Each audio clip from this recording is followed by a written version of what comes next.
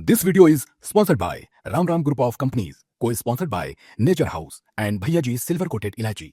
आपको सिर्फ दो बातें ध्यान रखनी है और यूपीएससी का एग्जाम क्लियर। पहली बात, क्या पढ़ना है, और दूसरी बात, कैसे पढ़ना है। पहली बार में सफल हुए आईएएस ऑफिसर से मिलेंगे और चौथी बार में सफल हुए आईएएस ऑफिसर से मिलेंगे। दोनों के जीवन दृष्टिकोण में आपको जमीन आसमान का अंतर मिलेगा। तो ये जो सेंटर है ना, इलाहाबाद, मुखर्जी नगर, राजेंद्र नगर, इसमें जितनी ज्यादा सफलता की कहानियां हैं उससे कई गुना ज्यादा असफलता की कहानियां दबी पड़ी। तो त्याग करने का जो ये भाव है ना, ये तभी हो सकता है संभव जब आपने हासिल कर लिया।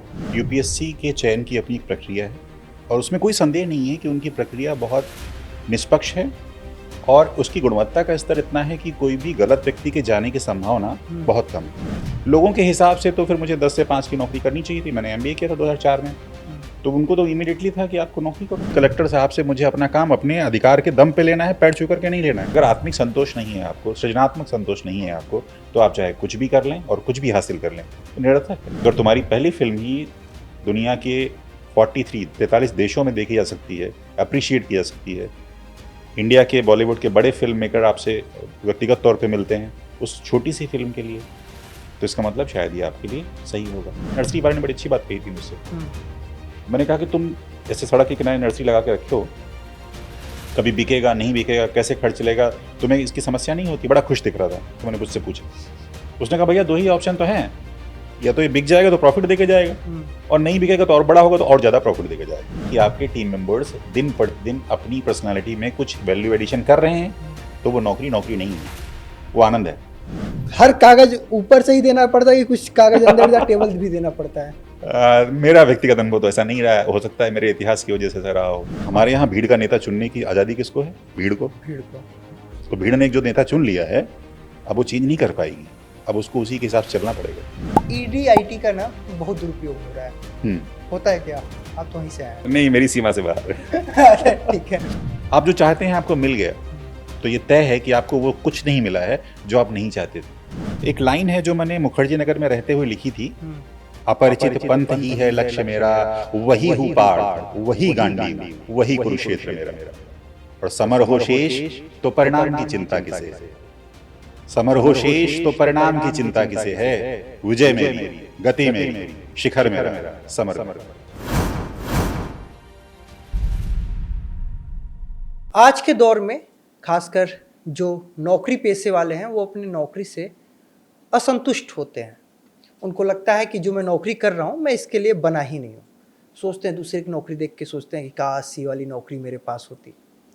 और सभी नौकरी पेशे या आम जीवन में जो भी जीते हैं उनके लिए सबसे बड़ा सपना होता है कि काश मैं यूपीएससी क्लियर किया रहता, एक बार वो वाली पढ़ाई किया रहता, डीएम एसडीएम बना रहता और नाम होता। लेकिन ये भी अंत नहीं है, ये भी सच नहीं है कि जो वहाँ पहुँच जाता है वो भी संतुष्ट होता है। हमने 12th फेल मूवी देखी, उसमें भी अलग अलग अध्याय थे। तो मेरे भी जहन में आया कि क्या यूपीएससी जो पास कर लेता है और उस पद तक पहुँच जाता है वही आखिरी पड़ाव है या कुछ और भी है। तो इन्हीं सब सवालों को शांत करने के लिए आज मैंने बतकही चौक पे बतौर मेहमान सुरेंद्र प्रताप सिंह साहब को बुलाया, जो यूपीएससी क्रैक किए जिन्होंने, और वो पद भी हासिल किया, लेकिन फिर उसे छोड़ दिया और नई दुनिया की खोज में निकल गए। तो बहुत बहुत स्वागत है सर आपका। बहुत बहुत धन्यवाद ब्रजेश जी। बतकही चौक के सभी दर्शकों को मेरा सादर प्रणाम और मुझे अवसर देने के लिए बहुत बहुत धन्यवाद। तो बहुत बहुत स्वागत है, और साथ ही साथ साधुवाद राम राम ग्रुप को जो निष्पक्ष पत्रकारिता को आगे बढ़ा रहे हैं। तो शुरुआत करते हैं सर जी। एक होता है हनक वाली ज़िंदगी, उसका सबसे अच्छा एग्जाम्पल है कि आप यूपीएससी क्लियर कीजिए, एक कुर्सी पाइए, फरियादी आएंगे, पैर छुएंगे, चाहे वो चाचा हो, दादा हो, ताऊ, कोई भी, और जीवन सेट। लेकिन आपने एग्ज़ाम क्लियर किया, कुर्सी भी पाया, और 6 महीने में बाय बाय टाटा। क्यों? देखिए, एक्चुअली तो ये सर्विस है, सिविल सर्विसेज, तो ये है तो सेवा। अब किसी को अपने अधिकारों के बारे में पता नहीं है, इसलिए आप इस सेवा का दुरुपयोग करके हनक या कोई और शब्द का इस्तेमाल कर सकते हैं। तो एक तरीके से ये तो वो कन्फ्यूज़न क्रिएट करके आप अपने अधिकारों का दुरुपयोग कर रहे हैं। अगर आप सेवा भाव से इसमें आ रहे हैं तो इसमें हनक जैसी कोई चीज़ नहीं है, इसमें जिम्मेदारियां हैं, आपका एक टारगेट है, गवर्नमेंट की पॉलिसीज़ हैं जो आपको करनी है। तो इसमें मैंने ऐसा कुछ नहीं पाया कि जिससे मुझे ऐसा लगे कि इसको क्यों कैरी किया जाए, क्योंकि मेरा जो जीवन का उद्देश्य था वो उन चीज़ों से मैच नहीं हो रहा था।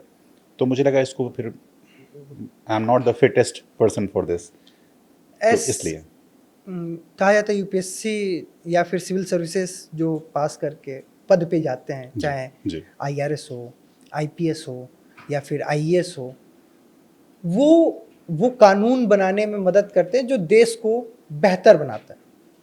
आप वहाँ तक पहुँचे, देश को सशक्त बनाने के लिए अगले पंक्ति में खड़े भी हुए, फिर ऐसा पाए क्या कि आप सशक्त नहीं कर पा रहे हैं? नहीं, बिल्कुल सही कह रहे हैं आप। देखिए, यूपीएससी के चयन की अपनी एक प्रक्रिया है और उसमें कोई संदेह नहीं है कि उनकी प्रक्रिया बहुत निष्पक्ष है और उसकी गुणवत्ता का स्तर इतना है कि कोई भी गलत व्यक्ति के जाने की संभावना बहुत कम है।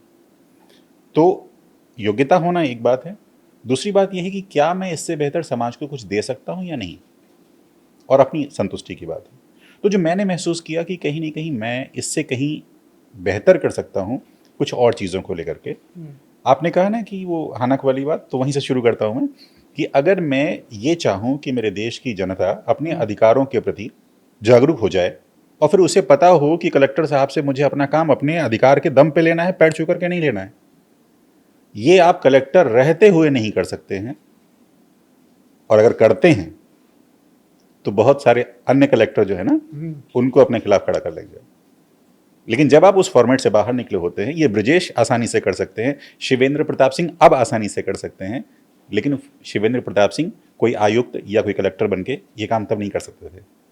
तो अगर मैंने अधिकारों के प्रति लोगों को जगा दिया अपनी किसी फिल्म से, अपनी किसी राइटिंग से, अपनी किसी बात से, तो कलेक्टर साहब की मजबूरी हो जाएगी फिर इस बात को सुनने की। एक इसमें चीज़ ज़्यादा और है संतुष्टि कि आपने अगर किसी को जगा दिया, जी अभी आप चूंकि फिल्म बना रहे हैं और आपके फिल्म अवार्ड लेके आ रहे, इंडिया ही में नहीं, इंडिया के बाहर भी जी 43 कंट्रियों में आपने जी। अवार्ड जीता जी। अपनी मूवी के लिए, उसके लिए बहुत बहुत साधुवाद आपको। धन्यवाद। लेकिन अगर आपने किसी का हनक अंदर का वो जगा दिया कि जज्बात आपके जी। जग गए, लेकिन वो कलेक्टर साहब को कुछ बोल देगा ना, तभी कलेक्टर साहब को तुम कह देने पे जेल भिजवा देते हैं। समस्या है ये वाकई में बहुत बड़ी समस्या है। और मैंने एकेडमी में रहते हुए अपने साथियों के साथ जो हम लोग अनौपचारिक बातचीत में जो मैंने महसूस किया ना, उससे बहुत पीड़ा हुई मुझे कि वास्तव में कोई सेवा के नाम पे सेवा करने कोई नहीं आया है। सरकारी अधिकारी इस स्तर का, जो किसी जिले का कलेक्टर है या सचिव स्तर की बात कर लीजिए, उसकी सैलरी इतनी नहीं होती है कि वो 10,000 करोड़ रुपए का अंपायर खड़ा कर सके। तो सवाल क्यों नहीं उठता है कि भाई साहब ये 10,000 करोड़ रुपए कहाँ से आए आपके पास? अब उठ रहा है। अब आप देखेंगे तो ऐसी खबरें आ रही हैं और ऐसे उदाहरण मिल रहे हैं जब ये सवाल उठ रहे हैं, और ये उठने चाहिए। अभी हाल ही में एक वाकया उत्तर प्रदेश में हुआ है जी एक आईएएस अधिकारी को सस्पेंड किया गया है। जी जी उन्होंने सब्सिडी दिलवाने के नाम पे जी 200 करोड़ रुपए के आसपास का उन्होंने घूस मांगा। यही तो कष्ट है, यही तो पीड़ा है। तो आप इस परंपरा को, मैं क्षमा चाहूंगा बट मैं आपसे ये सवाल पूछता हूँ कि बीइंग एन आईएएस ऑफिसर, आप इस परंपरा को आगे बढ़ाना जो चाहेंगे या तोड़ना चाहेंगे? ब्रेक होना जरूरी है। हाँ, ब्रेक होना चाहिए। मैंने लिखा था कि बने बनाए सांचों में ढलने की कोशिश हमेशा तोड़ती है सांचों को, खुद को और उस व्यवस्था को। तोड़ना ही जरूरी है ना। लेकिन टूट नहीं रहा है। नहीं, टूट रहा है, कमजोर हो रहा है। वो चरचर की आवाज आपको महसूस होनी शुरू होगी, एक दिन खुल जाएगा पूरा का पूरा। जनता से ज्यादा शक्तिशाली कुछ भी नहीं है। उसको अपने अधिकारों के प्रति जागरूक होने की बात है, चूर चूर हो जाएगा। हम यहाँ से अपने इंटरव्यू को 2 सेक्शन में लेके चलेंगे। एक थोड़ा यूपीएससी पास हुए और जो तैयारी कर रहे हैं उन पे भी बात करेंगे। बिल्कुल ठीक। अब देखिए, खासकर अभी पहले बात करते हैं कि जो पास कर लेते हैं, चयन की प्रक्रिया जो आपने बताया कि बहुत ही मजबूत है, उस ढांचे को आप कमजोर नहीं कर सकते। और कोई भी ऐसा व्यक्ति नहीं आ सकता जो जिसके मन में पाप हो, द्वेष हो, ऐसी कोई भावना, वो चयन उसका नहीं हो सकता। लेकिन चयन होने के 1 साल के अंदर ही, 6 महीने के अंदर ही ऐसी खबरें आना कि फलाने आदमी घूस लेते पकड़े गए, फलाने साहब के साथ ये हुआ, वो व्यक्ति वहाँ पे ऐसा किया, मतलब खबरें आनी शुरू। हाँ, बिल्कुल। उनकी हनक क्या पावर देखना शुरू। बिल्कुल सही बात।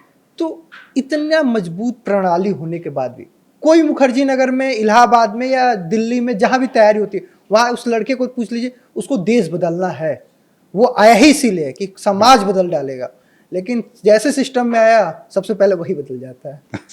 नहीं, आपका जो रिसर्च है बहुत सही है, बिल्कुल ऐसा ही होता है, क्योंकि मैंने वो जीवन भी जिया है, मुखर्जी नगर में कई वर्षों तक रहा हूँ, तो वहाँ अपने साथियों की सोच समझ से वाकिफ़ हूँ।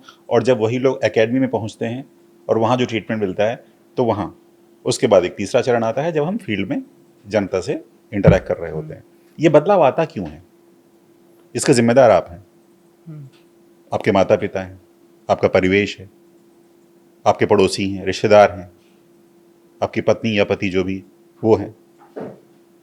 आप अगर इस बात की तवज्जो देना बंद कर दें कि मैंने कितनी महंगी शर्ट पहनी है, कितनी महंगी घड़ी है, किस गाड़ी से मैं आया हूं, तो मेरे लिए उसका मूल्य शून्य हो जाएगा। क्योंकि आप मुझे वरीयता दे रहे हैं कि मैं किस गाड़ी से आया हूं, तो मुझे तो अपनी वरीयता समाज में दिलानी है ना। इसीलिए मैं 10,000 करोड़ रुपए का वो बैकअप लेके चलूंगा, जो मुझे सैलरी से संभव नहीं है। तो ये जिम्मेदारी जितनी उस व्यक्ति की बनती है जो भ्रष्ट है, उससे ज्यादा उस समाज की बनती है जिसने उसको भ्रष्ट बनाने पे मजबूर किया। ये जिम्मेदारी आप ले लीजिए, देखिए संख्या में कितनी कमी होती है। तो ये बदलाव वहां से आता है, आपको करप्ट होने का मौका दिया जाता है। यूपीएससी का दोष नहीं है इसमें, उस कुर्सी का भी दोष नहीं है इसमें। उसी कुर्सी पर ऐसे लोग भी तो बैठे हुए हैं जिन्होंने अपनी सैलरी के अलावा आज तक कभी कुछ नहीं लिया। एक कप चाय पीते हैं तो भी पैसे देते हैं। और मैं पूरी विनम्रता के साथ ये कहता हूँ, मैं, मेरी पत्नी, हम दोनों लोग सरकारी सेवा में, वो अभी भी सेवा में है, और हमने पहले दिन से वचन लिया था कि हम किसी की चाय भी नहीं पियेंगे, अगर पियेंगे तो पैसे पे करेंगे उसको। ये बहुत अव्यवहारिक बात लगती है, लेकिन हम इसको कर रहे हैं और हम बहुत खुश हैं। आप तो सेवा से निकल गए, वो आज भी कर हाँ, रहे वो हैं। भी है।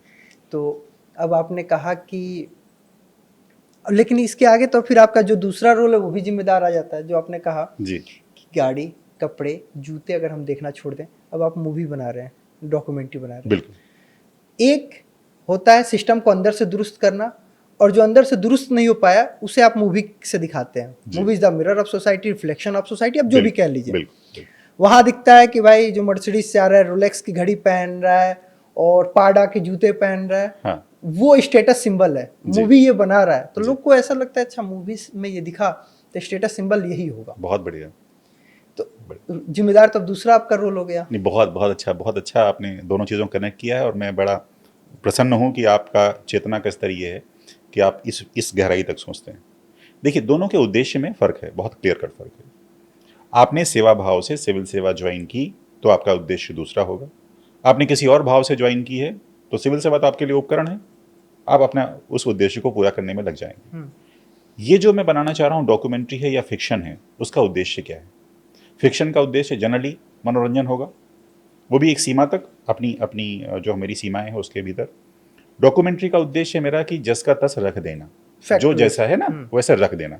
मेरा कोई उसमें बायसनेस नहीं है, मेरा कोई नज़रिया नहीं है, कोई विचारधारा नहीं है। मैंने सारे फैक्ट्स आपके सामने रख दिए, अब आप तय करिए कि आपके साथ सही हो रहा है कि गलत हो रहा है। ठीक है ना?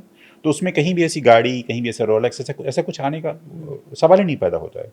आपकी मूवी की बात नहीं कर रहे, इन जनरल आप हाँ, बात कर लें। हाँ। वो हर जगह है, आप देखिए ना, चाहे जहां भी देखिए ग्लैमर है, जहां भी पावर है, जहां सत्ता का नशा है, पैसे का नशा है, ग्लैमर का नशा है, वहां भ्रष्टाचार जो है ना, वो उसका अभिन्न हिस्सा बना हुआ है। आपको बच के रहना है। अब मैं जिस इंडस्ट्री में हूँ वहां पे ऐसा थोड़ी ना कि वहां पे कम है, वहां पे तो बहुत तरह की चरित्रहीनताएं हैं जो कि उस सिस्टम का हिस्सा बन चुकी हैं। लेकिन उसके बावजूद भी मैं अगर पाक साफ हूँ तो वो किस वजह से? क्योंकि मेरी दृष्टि बहुत क्लियर है, मुझे क्या चाहिए। ये वहाँ रहते हुए भी हो सकता था, ऐसा नहीं। मुझे व्यवस्था से कोई दोष, मतलब मुझे बिल्कुल भी कष्ट नहीं इस बात का कि व्यवस्था में कोई कमी है तो मैं कर नहीं पाऊंगा। मैं पूर्णतया सक्षम हूँ व्यवस्था के साथ। मेरा उद्देश्य क्या था? उद्देश्य ये था कि आप ब्यूरोक्रेसी को सही से इस्तेमाल कर पाएं, इसलिए मैं अपनी फिल्मों के माध्यम से आपको इतना सक्षम बनाऊं कि आपके अधिकार क्या हैं, ये बताने के लिए। और चूंकि जब बहुत तनाव भरा माहौल हो जाता है तो बीच बीच में एक आध फिक्शन भी हो जाते हैं, तो ठीक है, वो भी लाइट हो गया कि जिंदगी बहुत तनावपूर्ण तरीके से नहीं जाती है ना, ईजी सिंपल रह करके। अब आते हैं कि आपने यूपीएससी क्रैक किया 2013 नहीं, 14 में जी। उसके बाद आपने ट्रेनिंग कंप्लीट जी किया, जी जी आपको पोस्टिंग मिली अपनी। जी जी। ऐसा क्या हुआ, कितने दिन आपने नौकरी की और उसके बाद आपको लगा कि अब चलो इस्तीफा लेके चलते हैं, साहब के पास दे ही देते हैं, राम राम? ये जो ट्रांजिशन वाला जो फेज आया था, जिस समय मैंने कुछ बदलाव महसूस किया, ये वही 3 महीने थे जो मैंने मसूरी में बिताए थे, अच्छा। दिसंबर 2015 तक। तो उस दौरान जो मुझे समझ में आया, तो मुझे लगा कि इस वजह से तो मैं यहाँ नहीं आया था। फिर मैं अपने डिपार्टमेंट के सीनियर्स से मिला, सीनियर IAS ऑफिसर से मिला, ऐसे लोगों से मिला जो सत्ता के करीबी थे, जो सत्ता से दूर थे, उनके अपने अनुभव सुने।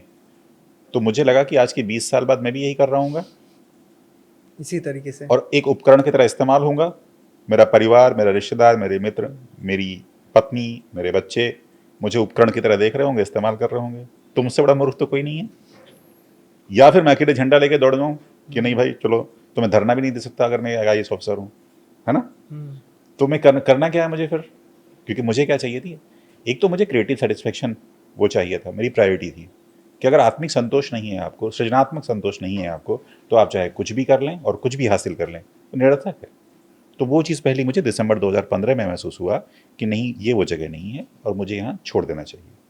करना क्या चाहिए, ये मेरी पहली फिल्म ने मुझे इशारा कर दिया कि अगर तुम्हारी पहली फिल्म ही दुनिया के 43 देशों में देखी जा सकती है, अप्रिशिएट की जा सकती है, इंडिया के बॉलीवुड के बड़े फिल्म मेकर आपसे व्यक्तिगत तौर पे मिलते हैं उस छोटी सी फिल्म के लिए, तो इसका मतलब शायद ये आपके लिए सही होगा। और प्रक्रिया जो है ना, मैं उसको एंजॉय कर रहा था, प्रोसेस को एंजॉय कर रहा था, तो मुझे बहुत अच्छा लगा। और हमेशा नया करते रहना, ये भी एक फितूर होता है ना, तो वो फितूर भी था। IRS सिस्टम, IRS में आप सिलेक्ट हुए जी। अगर आज का देखा जाए तो किसी का सबसे ज़्यादा किसी की BP बढ़ जाती है, वो आपके वाले विभाग से बढ़ती है। जी जी जी। DM साहब परेशान करे तो चल जाएगा, जी जी जी। SP साहब परेशान करे तो चल जाएगा, लेकिन इनकम टैक्स का रेड हो गया जी। ED का रेड हो गया जी। उसकी सांसें फूल जाएगी और 2 पुश्त तक याद रहता है। बिल्कुल। इतनी शानदार पोजीशन, जो सोचे आज उसके बाद भी नहीं मजा आया जॉब में, ये एक सोचने वाली बात है। नहीं, आप सोचिए मैं कितना अच्छा उदाहरण हूँ उन लोगों के लिए, जो मैं इलाहाबाद में रहा हूँ 1 साल और लगभग 5 साल में मुखर्जी नगर में रहा हूँ। तो ये जो सेंटर है ना, इलाहाबाद, मुखर्जी नगर, राजेंद्र नगर, राजेंद्र, इसमें जितनी ज़्यादा सफलता की कहानियां हैं उससे कई गुना ज़्यादा असफलता की कहानियां दबी पड़ी हैं। कुंठा हैं लोगों के मन में, डिप्रेशन के शिकार हैं। अब वही व्यक्ति जो सपना देख रहा था कि कल मैं, अब तो बत्ती हट गई, पहले सपना देखते थे नीली बत्ती में बैठ के ऐसा ऐसा करेंगे और कलेक्टर साहब बन के बात कर रहे होंगे, उस व्यक्ति को जब स्टेशनरी की शॉप खोलनी पड़ती है, कोचिंग का टीचर बनना पड़ता है, चाय की दुकान लगानी पड़ती है, तो उसके अंदर वो कुंठा होती है कि मैं असफल हो गया। और ये कुंठा किसने दी? फिर हाँ, अगेन उसी समाज ने दी है। उसके लिए मैं कितना बढ़िया उदाहरण हूँ कि मैं कहता हूँ कि मैं गया हूँ उस जगह पे जहाँ तुम होना चाहते हो, और वहाँ से वापस आ गया हूँ उस जगह पे जहाँ तुम अभी हो। और अब मैं तुम्हें बता सकता हूँ सही कि वो जगह कैसी है। क्या वो जगह ऐसी है कि आपको जीवन को कुंठित कर दे न मिलने पे? तेन त्यक्तेन भुंजी था, जिन्होंने त्यागा, जिन्होंने भोगा, दोनों में यही फर्क है ना, जिन्होंने त्यागा और उसने ही भोगा। तो त्याग करने का जो ये भाव है ना, ये तभी हो सकता है संभव जब आपने हासिल कर लिया हो। मैं बिल्कुल डिमोरलाइज नहीं कर रहा हूं कि आप सिविल सर्विस की तैयारी ना करें, आप IAS ऑफिसर ना करें, बिल्कुल करें। सिविल सर्विसेज का एग्जाम तो मतलब मुझे लगता है उसकी तैयारी करनी ही चाहिए। अगर आप इस देश में रहते हुए यहाँ के नॉर्दर्न एरिया में आते हैं, तो ऑब्वियसली मैं रिकमेंड करूंगा कि एक बार आपको वो प्लेजर लेना चाहिए एग्जाम को क्रैक करने का। UPSC पास करने का एक अलग आनंद है, और उसमें जो 3 चरण है ना, प्रीलिम्स, मेंस, इंटरव्यू, जैसे जैसे आप पास करेंगे ना, आपकी पर्सनालिटी निखरती जाएगी, आपके अंदर एक अलग दूसरा वाला ब्रजेश पैदा होना शुरू हो जाएगा जो जीवन भर आपके साथ रहेगा। तो मैं हाईली रिकमेंड करता हूं कि UPSC की तैयारी का अगर आपके मन में कभी भी 1% भी ख्याल आता है तो आपको ज़रूर तैयारी करनी चाहिए। नौकरी करनी है नहीं करनी है वो बात की बात है। अच्छा, मैं नौकरी पे आ रहा हूँ क्योंकि नौकरी को लेकर बहुत सवाल है। जी। जब भी कोई पढ़ता है, जैसे हम लोग हाई स्कूल, इंटर पढ़े या तैयारी के, किसी बस UPSC छोड़ दिया जाए और तो किसी के मन में ये ख्याल नहीं होगा कि नौकरी किया जाएगा। सबके मन में ये होता है, बचपन में किसी का सपना ही नहीं होता कि वो करेगा नौकरी करेंगे। सही बात। लेकिन आज के दौर में क्या है कि जैसे होगा तो वो नौकरी करेगा। नौकरी करेगा तो पहले 6 महीने में ऐसा वो काम करेगा कि EMI के दौर में दब जाएगा। आज मैं बताता हूँ कि मेरे ही ऑफिस में ये जितने एम्प्लॉय सामने दिख रहे हैं कि सबके पास EMI का बोझ हट जाए और उनके खाते में 3-4 लाख रुपए आ जाए तो चाय की टपरी खोल लेंगे, लेकिन नौकरी नहीं करेंगे। नहीं, अच्छी बात है, ये हकीकत है आज के अच्छी दौर बात। कोई नौकरी करना नहीं चाहता, यूपीएससी छोड़ के, सिविल सर्विस छोड़ के कोई नौकरी नहीं करना चाहता, लेकिन कर रहा है। लेकिन ये अब यहाँ भी वही माइंडसेट का फ़र्क है। नौकरी के दो मायने हो सकते हैं। एक तो ऐसी नौकरी कि जिसमें आप टीम के साथ काम कर रहे हैं, सामंजस्य है, आपके अंदर कुछ डिसीजन मेकिंग पावर है और आपके अंदर कुछ सृजनात्मक संतोष है, कुछ आप ऐसा क्रिएट कर रहे हैं जिससे आपको खुशी मिल रही है। दूसरा पक्ष क्या है कि आपका कोई बॉस है, आपको टाइम पे आना है, बायोमेट्रिक फिंगरप्रिंट लगानी है, बॉस जो बोले उसको जी जी सर हाँ सर करना है और चले जाना है। अब ये दो तरह की नौकरियों में बहुत बड़ा फ़र्क है। अगर आप ये ध्यान रखते हैं कि आपके टीम मेंबर्स दिन प्रतिदिन अपनी पर्सनालिटी में कुछ वैल्यू एडिशन कर रहे हैं, तो वो नौकरी नहीं है, वो आनंद है।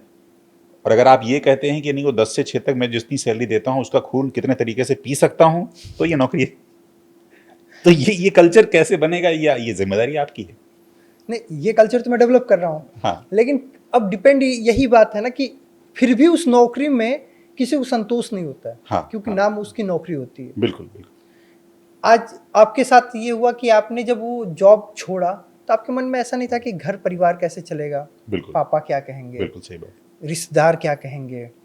जब आप पास हुए होंगे तो पूरा गांव मोहल्ला आपको माला पहनाया होगा, बिल्कुल सही बात। और वो भी चूंकि एक होता है कि अब मैं उनके बीच में जाऊंगा तो अब क्या कहेंगे होगा? का बाबू झेलल ना गल का, हाँ बिल्कुल सही बात, सही कहे बात। छोड़ देला। इसमें भी देखिए दो बातें हैं, सिर्फ दो बातों से बताऊंगा तो बहुत सारे परसेप्शन क्लियर हो जाएंगे। पहली चीज़ तो ये है कि जीवन के प्रति हमारा जो दृष्टिकोण है उसका निर्माण किन आधार पे होता है, आपके जैसे अनुभव होते हैं। यूपीएससी में आने से पहले मुखर्जी नगर के 10 बाई 10 के कमरे में रहते हुए मैंने एक पब्लिशिंग का ब्रांड बनाया और उसको 1 करोड़ रुपए में मैंने 2015 में बेच दिया। उतने छोटे से कमरे में एक पब्लिशिंग का ब्रांड बनाया जहां मैं 8-10 हज़ार रुपये महीने के किराए से अपना खर्च चला रहा था। वहां से निकलने के बाद यूपीएससी ज्वाइन करने से पहले मैंने देश के एक बड़े पब्लिकेशन हाउस को 1 करोड़ रुपए का ब्रांड बेचा। तो मुझे ये तो पता था कि मैं कुछ ना कुछ तो कर लूँगा, इस नौकरी के सारी ज़िंदगी नहीं चलाऊँगा, तो कुछ तो कर लूँगा। तो एक तो मेरे अपने व्यक्तिगत काम होते हैं। तो लोगों का तो बहुत फ़र्क नहीं पड़ता है मुझे कि लोग क्या चाहते हैं। लोगों के हिसाब से तो फिर मुझे 10 से 5 की नौकरी करनी चाहिए थी। मैंने एमबीए किया था 2004 में, तो उनको तो इमीडिएटली था कि आपको नौकरी करो, तुरंत नौकरी। हाँ, आप तो ऑब्वियसली आपने पैसे खर्च किए हैं घर के। 2004 से 2014 10 एक दशक लगा दिया हाँ, आपने। तो 10 साल आपने किया क्या? एक्सपेरिमेंट करते रहे, फेल होते रहे, दूसरा एक्सपेरिमेंट किया, वो भी फेल हुआ। तो बहुत सारे एक्सपेरिमेंट किए मैंने, फेल हुआ, उसमें कोई समस्या नहीं है। फेल होना क्या जरूरी है? अरे शानदार चीज़ है फेल होना। अगर आप पहली बार में सफल हुए आईएएस ऑफिसर से मिलेंगे और चौथी बार में सफल हुए आईएएस ऑफिसर से मिलेंगे, दोनों के जीवन दृष्टिकोण में आपको जमीन आसमान का अंतर मिलेगा। पहले वाले को चीज़ें बहुत आसान लगेंगी, उसको लगेगा कि ज़िंदगी ऐसी ही है, बिल्कुल केक वॉक है, सब बड़ा आसान है।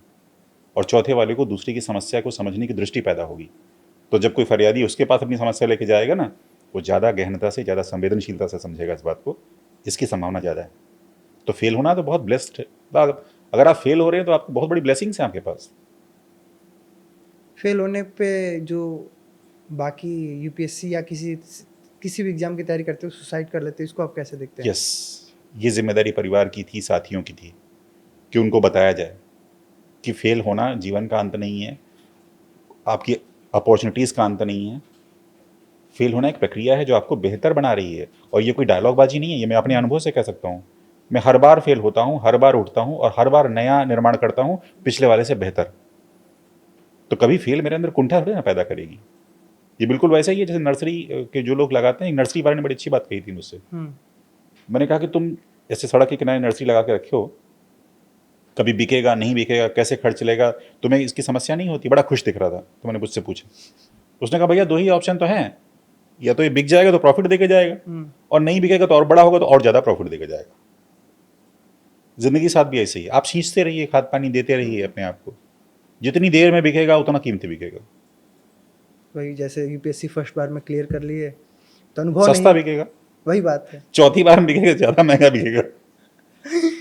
तो आज के दौर में अब मूवी आपने बनाना शुरू कर दिया, वहाँ पे भी जहाँ पे अब आप पहुँचे हैं वहाँ पे भी नेपोटिज्म की बहुत बात होती है। हाँ हाँ है क्या? हाँ बिल्कुल है।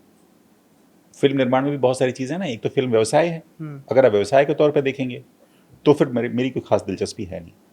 बट अगर फिल्म निर्माण की तरह दृष्टि से देखेंगे कि मैं कुछ ऐसा बना रहा हूँ जो इस समाज को देखने के बाद ना कुछ थोड़ी संवेदनशील बातें हो सकती हैं, किसी की ज़िंदगी में थोड़ी बेहतरी ला सकती है मेरी फिल्म, तो मैं उस लिहाज से बनाता हूँ। तो वहाँ कोई नेपोटिज्म नहीं है, क्योंकि वहाँ पे जो अच्छा है वो अच्छा है। अगर गुणवत्ता है, मैं अगर कास्टिंग कर रहा हूँ और मुझे कोई थिएटर, मेरी पहली फिल्म के जितने भी एक्टर्स हैं सब नॉन एक्टर्स हैं मैंने देखा। जी। वो बच्चा है, उसको उसके बाद कई फिल्में मिल गई और उसकी पहली फिल्म थी, तो चूंकि काबिलियत थी तो कोई नेपोटिज्म नहीं है, काबिलियत थी इसलिए मैंने उसको लिया। लेकिन अगर आपको कॉमर्शियल वैल्यू देखनी है, आपको बिजनेस करना है, तो ऑब्वियसली वो नेपोटिज्म का शिकार होना पड़ता है। ये जब मूवी बनाने आजकल किस प्रदेश में डॉक्यूमेंट्री जी। या शॉर्ट फिल्म शूट करना आसान है, किस प्रदेश में? नहीं, अपने यहाँ ही मैं जानता हूँ उत्तर प्रदेश में बहुत आसानी है, बहुत आसान है। बहुत आसान है। अब लाइन नहीं लगाना पड़ता है परमिशन के लिए, आपको मतलब सब कुछ मोस्ट ऑफ द चीज़ें ऑनलाइन आसानी से उपलब्ध हैं। उसका अपना एक फॉर्मेट है और बड़ा मतलब फिल्म फ्रेंडली प्रदेश है अपना। इसमें भी सब्सिडी मिलता है? हाँ, इसमें सब्सिडी मिलती है। आसानी से मिल जाता है? आसानी मतलब क्या कहना चाह रहे हैं? मतलब हाँ, आप मुझे बेहतर बता पाएंगे। नहीं, आसानी कि और आसानी मतलब हर कागज ऊपर से ही देना पड़ता है कि कुछ कागज अंदर या टेबल भी देना पड़ता है? मेरा व्यक्तिगत अनुभव तो ऐसा नहीं रहा है, हो सकता है मेरे इतिहास की वजह से ऐसा रहा हो सकता अरे है। आपके साथ वो लगा हाँ, हुआ हो है सकता ना? है, मैंने कहा ना कि हो सकता है ये बात। तो मेरे साथ तो ऐसा कोई अनुभव नहीं रहा, मुझे परमिशन मिलने में दिक्कत नहीं हुई, सब्सिडी मैंने आज तक ली नहीं है। और जब भी किसी अधिकारी से इससे बात करनी होती है तो सामान से ही तरीके से। आप तो अधिकारी को कॉल करते हैं तो अपना बैच भी बता देते हैं, और चूंकि या फिर आईआईटी हो गया, हाँ। या फिर यूपीएससी, इसमें बैच का बहुत महत्व हाँ, होता है। बहुत बहुत महत्व। आप कहेंगे 2014 तो हाँ, 15 बैच 2015 का बैच वाला आपको सर ही कहेगा। बिल्कुल बिल्कुल, मैं भले 15 आप- बैच का हूँ, 14 में हाँ। मैंने एग्जाम दिया था, तो मैं 2015 बैच का हूँ। तो 16 बैच वाला आपको सर ही कहेगा, वो कहीं पे भी हाँ, हो। ऑब्वियसली। तो तो इसमें तो आपको कोई टेंशन लेने की जरूरत ही नहीं है। नहीं, तो उसको भी कोई टेंशन नहीं है भाई, उसके पास गवर्नमेंट की एक नियमावली है, उसके अनुसार उसको व्यवहार करना है। नियमावली से तो 200 करोड़ मांग लिया जाता है। आप नियमावली की बात कर रहे हैं, इसी नहीं, प्रदेश नहीं, की बात बिल्कुल है। मांग सकते हैं, आप भी मांग सकते हैं।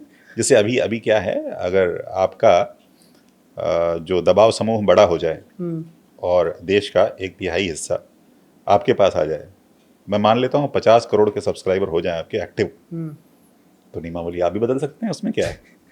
तो ये तो सत्ता और ये पावर का खेल ही यही है। फिर वही बात है, पैरेलल अपना पावर डेवलप करिए, या तो सरकार में रह के, हाँ, या तो फिर इंडिविजुअल। बिल्कुल पावर डेवलप करना जरूरी है यानी। बिल्कुल। देखिए, भीड़ को नियंत्रित कौन करेगा? क्या कभी भीड़ को भीड़ नियंत्रित कर सकती है?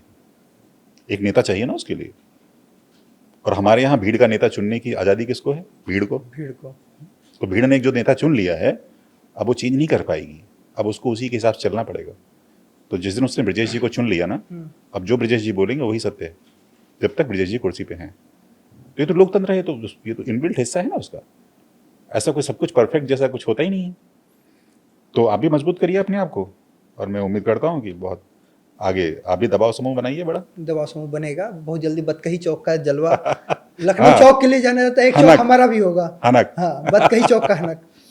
लेकिन फिर वही बात है, हम जिस सोसाइटी को बनाना चाहते हैं वो हनक ही लेते आते हैं। तो ये जो सही है इस समाज के लिए?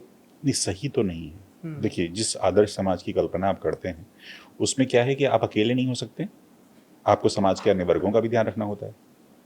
गवर्नमेंट की पॉलिसीज कहीं से भी खराब नहीं है, लगातार हम लोग रिसर्च कर रहे होते हैं कि भाई और बेहतर से बेहतर क्या क्या चीज़ें लाई जा सकती हैं। तो पॉलिसीज़ के स्तर पर देखेंगे आप तो शायद दुनिया के सर्वश्रेष्ठ देशों में से एक होंगी हमारी गवर्नमेंट पॉलिसीज़। एग्जीक्यूशन के लेवल पर दिक्कतें आती हैं ना, तो उसकी जिम्मेदारी सिर्फ गवर्नमेंट की नहीं है, आपकी भी है। अब जैसा कि हमने शुरू में कहा था कि 2 हिस्से में बात करेंगे। अभी तो आपने यूपीएससी क्रैक किया, सिविल सर्विसेज, उसके बाद का सफ़र कैसा रहा, क्यों आपने छोड़ दिया, उस पर बात कर ली। अब आते पहले सेगमेंट पे। आपने 1 करोड़ की कंपनी बना ली तो आपने बता ही दिया, लेकिन जो आज बच्चे तैयारी कर रहे हैं उन्हें तैयारी कैसे करनी चाहिए, कहाँ से शुरू करना चाहिए? जी। कई लोग को लगता है कि चलो बस पहुंच जाना ही मुखर्जी नगर या फिर इलाहाबाद, ऐसा नहीं होगा कि आप क्रैक कर लेंगे। आपके पास एक रूटीन होना चाहिए, तो उसे कैसे फॉलो किया जाए? देखिए, अगर मैं अब ये बात कहूँ ना कि यूपीएससी को क्रैक करना बहुत मुश्किल काम नहीं है, तो इसमें ये लग सकता है कि मैंने किया है इसलिए मैं ऐसी बात बोल रहा हूँ। ये तो सही बात है, लेकिन ये सच है।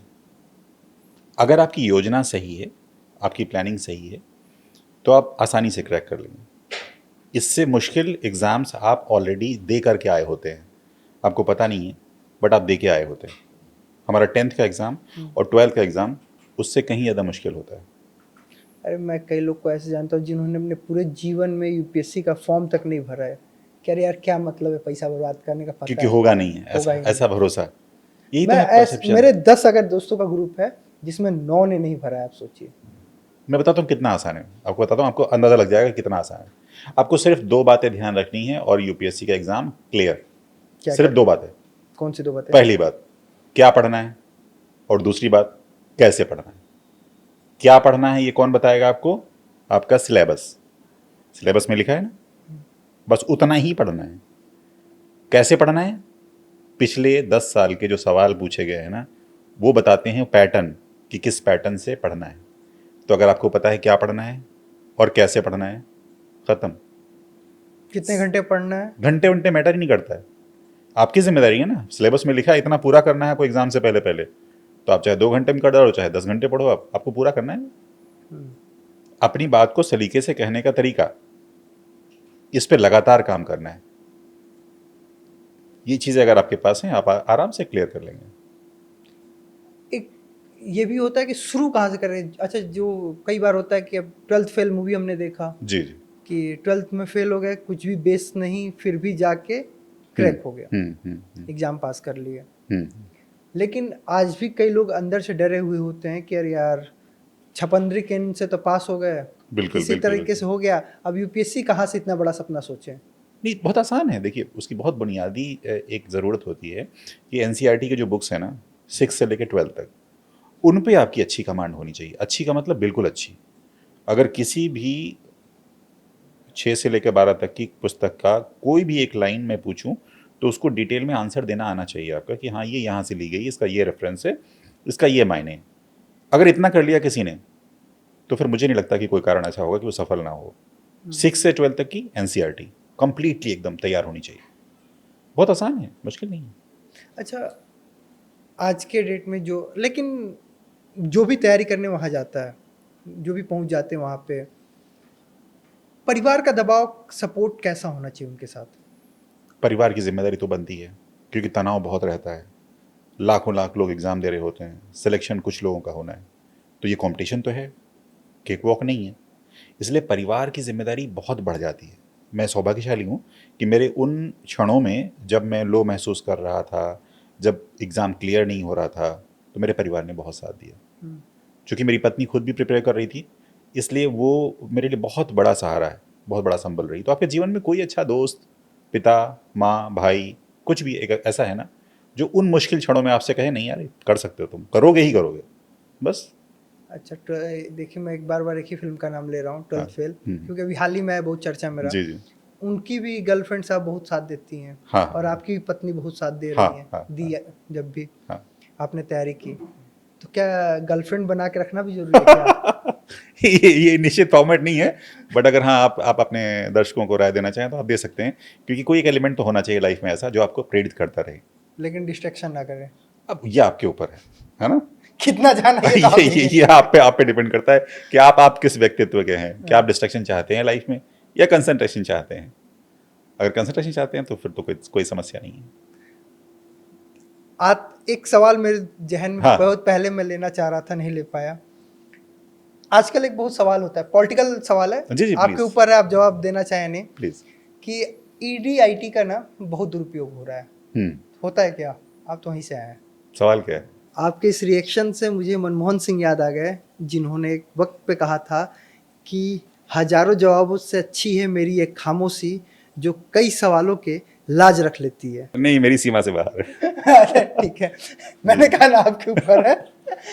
तो यही है कि आज के दौर में अब हम डॉक्यूमेंट्री बनाने के लिए आ जाते हैं, कि ये डॉक्यूमेंट्री बनाना भी, अगर किसी ने सोचा कि चले फिल्म लाइन में ही जाते हैं, जी। फिल्म मेकिंग करना है। मैंने बहुत पहले जब मास कम्युनिकेशन कर रहा था तो फिल्म मेकिंग का सोचा, लेकिन अमिताभ बन जाना या फिर कुछ बन जाना बहुत बड़ी बात है, बहुत बड़ी बात।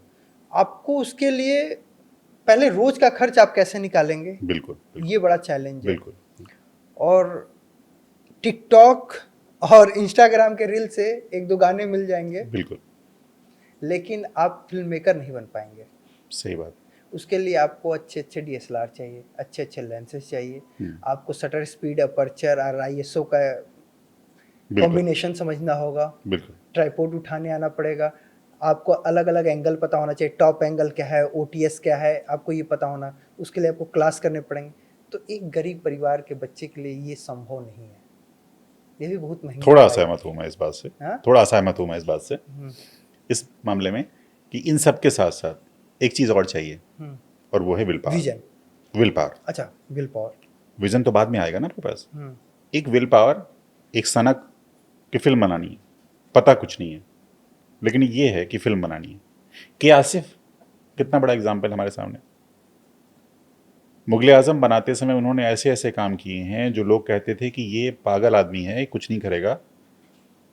मतलब इंडस्ट्री के लोगों को उस लेवल पे फी दे के हायर कर रहा था कि लोग बोल रहे थे तो इसको तो कुछ करना ही नहीं है, बर्बाद हो गया। और मुगले आजम क्या है आप जानते हैं। तो ये पागलपन चाहिए। जब तक ये पागलपन नहीं है, आप अच्छे से अच्छा कैमरा ले लीजिए, अच्छे अच्छे लेंस ले लीजिए, एडिटर ले लीजिए, स्टूडियो ले लीजिए, नहीं हो सकता। ये विल पावर आपके अंदर पैदा करेगी वो विजन जो आपको फिल्म बनवाएगा। इंस्ट्रूमेंट कम होंगे चलेगा, विल पावर होनी चाहिए कि मैं बनाऊंगा, किसी भी हालत में बनाऊंगा।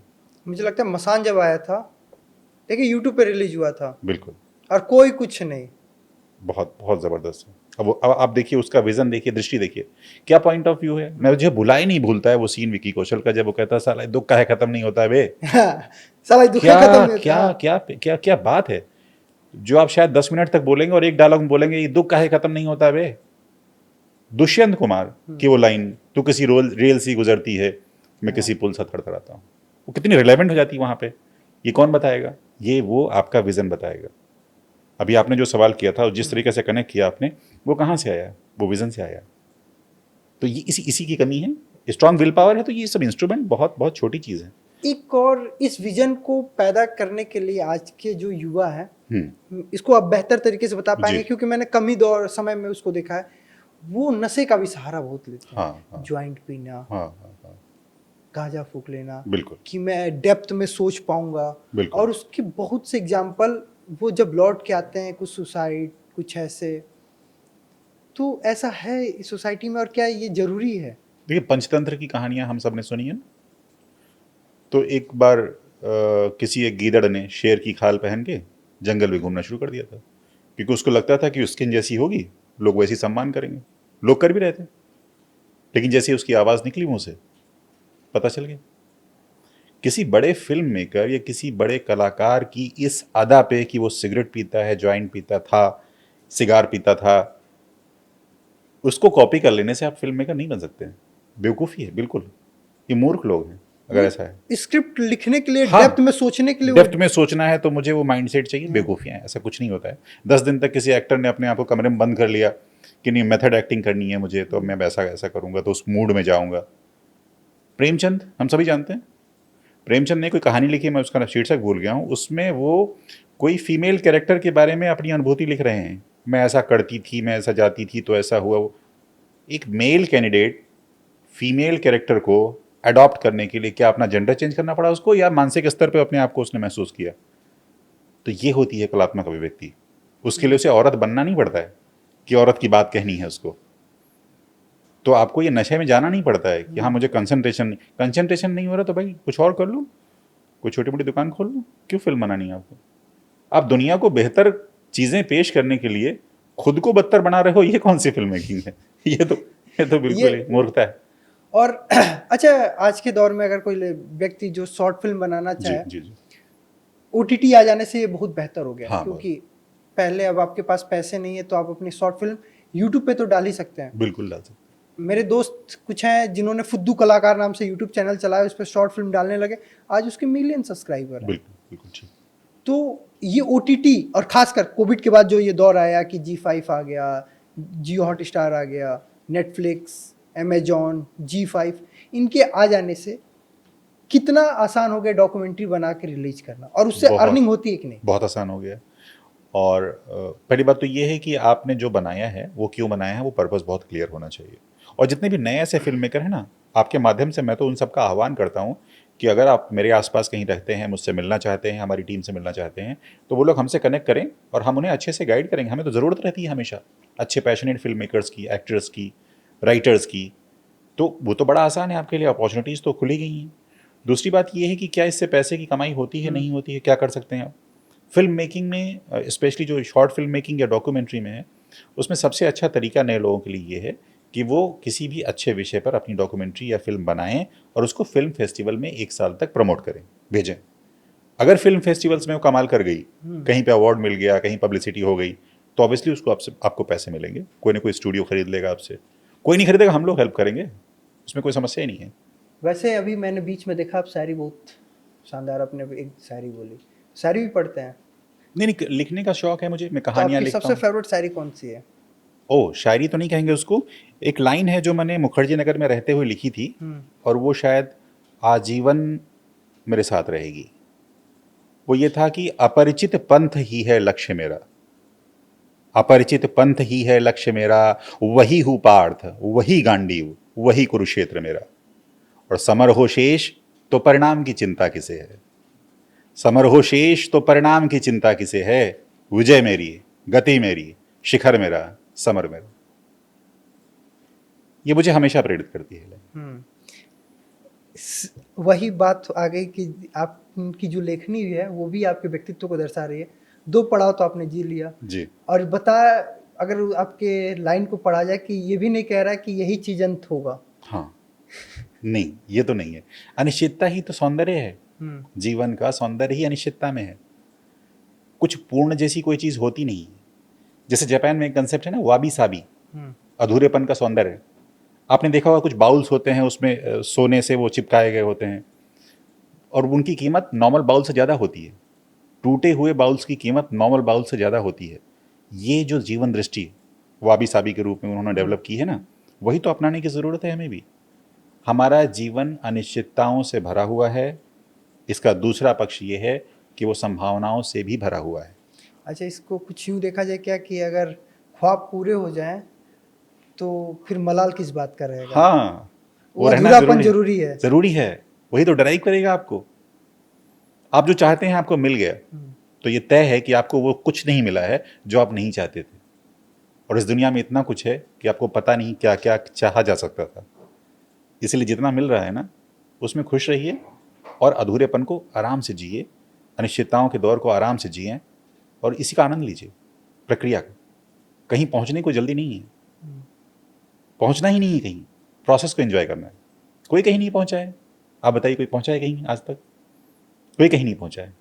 किसी ने लिखा था, एक शायर, बड़ा बच्चा, मेरा नहीं है किसी और का, बट मुझे पसंद बहुत है, कि चलने को चल रहा हूं पर इसकी खबर नहीं, चलने को चल रहा हूं पर इसकी खबर नहीं, मैं हूं सफर में या मेरी मंजिल सफर में। अरे वाह, पता ही नहीं है। और एक बात और है, 3 इडियट का एक डायलॉग था कि इंग्लिश के सफर के चक्कर, हिंदी के सफर के चक्कर में हम इंग्लिश वाला सफर करने लगते हैं। हाँ हाँ हाँ, तब वहाँ पे हम जूझने लगते हैं, बिल्कुल सही, और फिर हम परेशान हो जाते हैं। बिल्कुल सही। ऐसा करना नहीं है। अपनी स्वाभाविकता को कभी भी खोना नहीं है।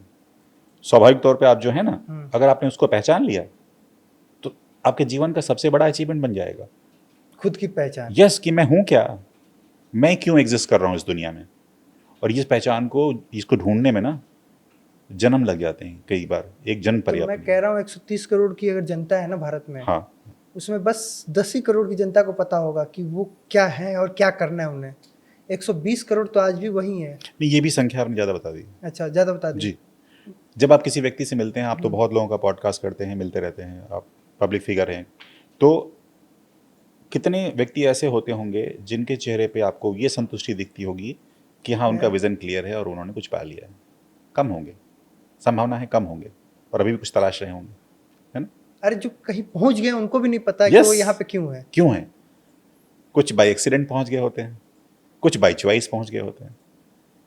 ये मैं यही कहना चाह रहा हूँ कि चाहे यूपीएससी के लोग हैं, एस्पिरेंट्स हैं, या वो नए फिल्म मेकर्स हैं जो कुछ बनाना चाह रहे हैं, इस बात का रत्ती भर भी उन्हें अफसोस नहीं होना चाहिए कि मैंने अभी तक ये नहीं किया, ये मुझसे छूट रहा, काश मैं मुंबई में होता, काश मैं आईएएस ऑफिसर होता।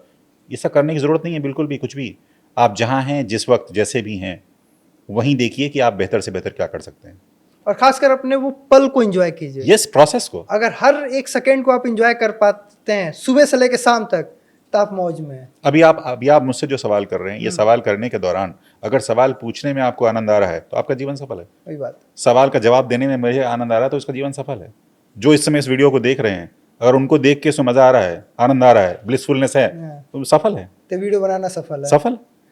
तो ये वीडियो बनाना सफल है या नहीं, इसको आप कमेंट करके बताइए। और कैसी लगी ये बतकही शिवेंद्र प्रताप सिंह जी के साथ, उसे भी कमेंट करके बताइएगा। और अपने दोस्त को फॉरवर्ड कीजिएगा ताकि उनको भी पता चल सके कि उनके जीवन का लक्ष्य क्या है। मुझे दीजिए इजाज़त। राम राम।